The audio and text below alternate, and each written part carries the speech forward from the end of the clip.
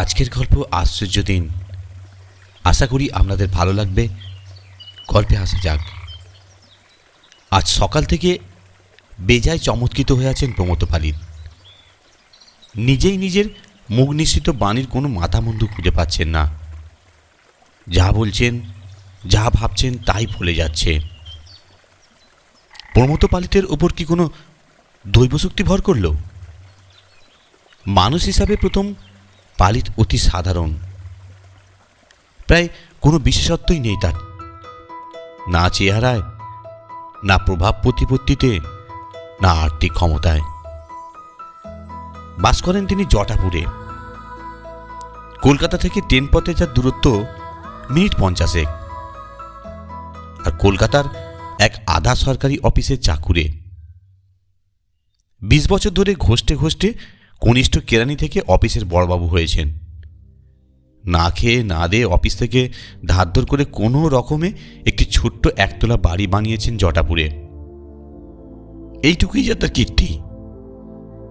কিন্তু গিন্নি অন্নপূর্ণার সাথে সাদ আহ্লাদ আর 14 বছরের একমাত্র মেয়ে মিষ্টুলির পড়াশোনার খরচ চালাতেই তিনি প্রায় জেরবার।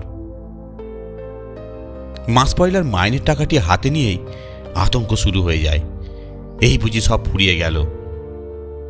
আর মাসের 15 তারিখ যেতে না যেতেই প্রতীক্ষা করেন আবার নতুন মাস পড়বে কবে। সব মিলিয়ে প্রমথ পালিত নেহাতি এক ছাপোষা মানুষ বলা যেতে পারে। তা সেই ছাপোষা মানুষটি আজ যেন অসাধারণ বনে গেছেন। যার সূচনা হয়েছিল একদিন ভোরবেলায়।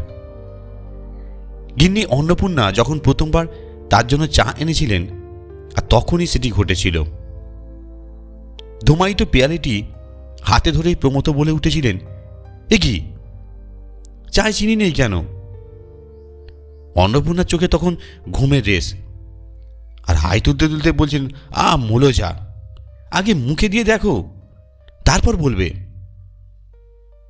প্রমথ বলছিলেন, মুখে তোলাই যাবে না, তুমি আজ চিনি দিতে ভুলে গেছো। বললেই হলো, জন্মে কখনো আমার এরকম ভুল হয়নি। আরে হয় হয়, ভুল মানুষ মাত্রই হয় গিন্নি। কথায় আছে না, মুনিনাঞ্চ মতিভ্রম। সকাল সকাল সংস্কৃত আউড়িয়ে না তো। আমি মোটেই ভুলো নই। তর্ক করো না, চেখে দেখো। বেজার মুখে ডিশে একটু চা ঢেলে ঠোঁটে ছুঁয়েই জিভ কেটেছেন অন্নপূর্ণা। মা, সত্যি সত্যি, ছি ছি ছি ছি ছি ছি। বলতে বলতেই চোখে কুটির প্রশ্ন, কিন্তু চায়ে চিনি পড়েনি তুমি বুঝলে কি করে? চমকে গিয়েছিলেন প্রমথ। ঠিক তো, জিভে স্পর্শ না করে তা তো টের পাওয়ার কথা নয়। এমন একটা উক্তি তিনি করলেনই বা কি করে? খানিক পরে আবার দ্বিতীয় চমক। বারান্দায় দাঁড়িয়ে তখন প্রকৃতির শোভা দেখছেন, আর তার ছোট্ট বাড়িটা ঘিরে জমি আছে এক ফালি। গাছ আগাছায় পুরো ভরা। আর গত কয়েকদিন ধরে রোজ কালবৈশাখী ঝড় উঠছে, বৃষ্টি ঝরছে ঘন ঘন। আর জল পেয়ে ঝোপঝাড় বেশ ঘন হয়েছে আরো। বেকারির বাড়া দিয়ে ঘেরা জমিটুকুর এক কোণে একটা উই ঢিবি আছে। ঢিবিটা যেন দিন দিন প্রকাণ্ডতর হচ্ছে। আর ওখানে একজোড়া গোখরো সাপের বাস আছে। বাস্তু সাপের মতোই তারা থাকে, কারো ক্ষতি টতি করে না।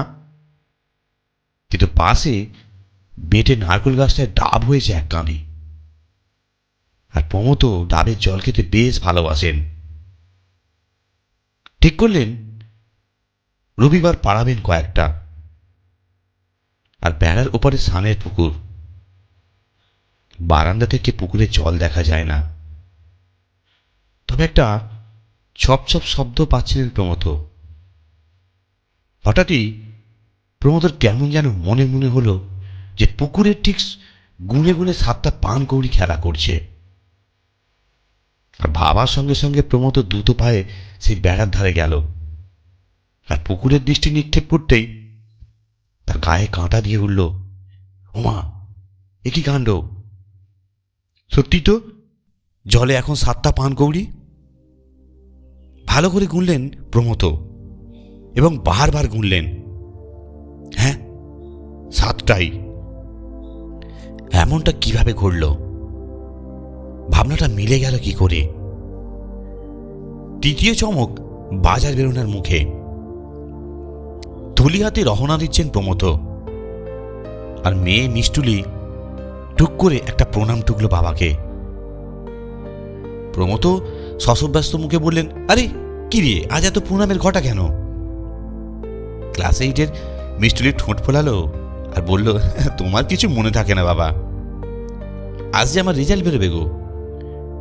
ও হ্যাঁ হ্যাঁ হ্যাঁ, তাই তো, আজ তো এপ্রিলের 18।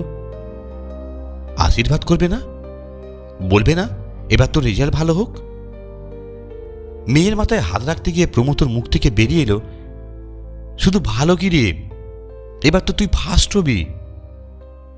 মিষ্টুলি হেসে ফেললো, বলল, হে কি এখন ফার্স্ট হই, হয় 3rd নয় 4th, এবার ফার্স্ট হবি, হবি হবি, তুই দেখিস। ইস, বললেই হলো, ইংরেজিটা তো আমার ভালোই হয়নি। আরে তুই ইংরেজিতে 86 পাবি, আর অঙ্কে যে গাড্ডু হয়ে গেছে, 12 নম্বর ভুল করেছি। সায়ন্তনীর পুরো 100ই কারেক্ট। আরে মোটেই না, মোটেই না, 2টো অ্যালজাবরা ভুল হয়েছে সায়ন্তনীর, আর সুদ কষার অঙ্কটাও। কিন্তু তুমি কি করে জানলে? অঙ্কের স্যার তোমায় বলেছেন বুঝি? আরে তোদের অঙ্কের স্যারকে আমি চিনি না, তবে আমার মনে হচ্ছে। বাবার দিকে অবিশ্বাসের চোখে তাকাতে তাকাতে স্কুলে চলে গেল মিষ্টুলি। কি আশ্চর্য, প্রমথর এই ঘোষণাও ভুলে গেল। বাজার থেকে ফিরে চটপট স্নান সেরে যখন ভাতের থালায় বসছিলেন প্রমথ, আর আহার শেষ হওয়ার আগেই নাচতে নাচতে মিষ্টুলির প্রবেশ ঘটল। প্রথম অন্নপূর্ণা কাউকে এসে জিজ্ঞেস করাকে মিষ্টুলি চিৎকার জুড়েছে, আরে আমি ফার্স্ট হয়েছি, তুমি যা যা বলেছিলে সব মিলে গেছে বাবা। সায়ন্তনী সেকেন্ড, আর অঙ্কে 78 পেয়েছে সায়ন্তনী, আমার চেয়ে 9 নম্বর কম। খাওয়া মাথায় উঠল প্রমথর।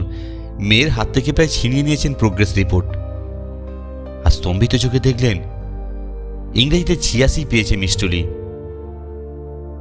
মেয়ের মুখে প্রমথর ভবিষ্যৎবাণীর গল্প শুনে অন্নপূর্ণার মুখেও বাক্যি হারিয়ে যাওয়ার উপক্রম। চোখ বড় বড় করে বললেন, কি করে তুমি বললে গো? প্রমথ তো প্রথমে থতমত মুখে হাত উল্টালেন, আর ধরে নাও আন্দাজ। কিন্তু সকালে চায়ের ব্যাপারটাও আন্দাজ ছিল, তাই হবে। আর কি কি আন্দাজ করতে পারছো তুমি? প্রমথর মুখ দিয়ে ঝপ করে বেরিয়ে গেল, বলবো আজ দুপুরে দুর্গাপুর থেকে তোমার দাদা আসবেন। আজ হঠাৎ কেন? মনে হচ্ছে ওর মেয়ের বিয়ের সম্বন্ধ পাকা হয়েছে। এমন একটা অনুমান কেন করলেন প্রমথ? অন্নপূর্ণা দাদার মেয়ের বিয়ের কথা বহুদিন ধরেই চলছে, কিন্তু তিনি যে আজই আসবেন এমন একটা ধারণা মাথায় গজালই বা কেন? চতুর্থ চমকটি ঘটল স্টেশন যাওয়ার পথে। গালে পান্ডি গুঁজে বগলে ছাতাটি নিয়ে অফিসের উদ্দেশ্যে বেরিয়ে পড়েছিলেন প্রমথ। স্টেশন রোডের মোড়ে অনন্ত সাধুকার সঙ্গে দেখা। তিনি দূর দৌড়িয়ে ছুটছিলেন। প্রমথ চেঁচিলেন, ও মশাই, ওভাবে দৌড়েছেন কেন? অনন্ত গতি না কমে উঠতে ছুলেন, আরে 8:53 ধরবো, কটা বাজে খেয়াল আছে? এর পরের পর্ব খুব শীঘ্রই নিয়ে আসছি, ততক্ষণ পর্যন্ত আপনারা অপেক্ষা করুন। ধন্যবাদ গল্পটি শোনার জন্য। আপনারা সুস্থ থাকুন, ভালো থাকুন, এই কামনাই করি।